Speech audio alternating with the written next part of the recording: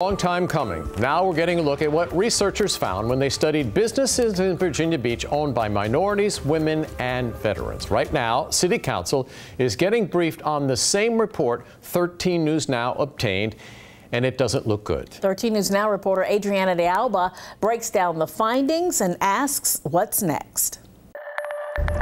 During today's council meeting, the results of this racial disparity study revealed that the program the city is using for women and minority-owned businesses isn't working. It's been a year in the making. Tonight, a harsh reality for the city of Virginia Beach. The results of a racial disparity study reveal the city is giving minority and women business owners the short end of the stick when it comes to the contracting process. The study suggests the city should consider setting goals when it comes to race and gender. City leaders declined to speak on the matter until after they heard those results tonight. But before today's city council meeting, we caught up with community leader and former state Senate candidate Gary McCullum. We would like to see the city clearly take action to move forward on implementing the recommendations from the research company, and more importantly, demonstrate to the citizens and really to the world that the city is clearly open for business for everyone. The issue brought to the forefront last year by NFL Hall of Famer Bruce Smith after he said the city of Virginia Beach does not provide equal opportunity to women and minority-owned businesses.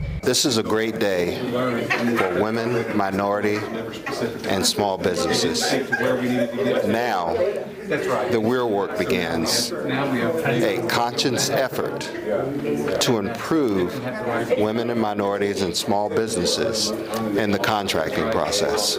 And the Virginian Pilot reports that Governor Ralph Northam recently brought up this issue during a private event, stating, quote, "We want a level playing field. We need to get rid of the cronyism in Virginia Beach, the good old boy system," end quote. We're live in Virginia Beach. Adriana de Alba, 13 News Now.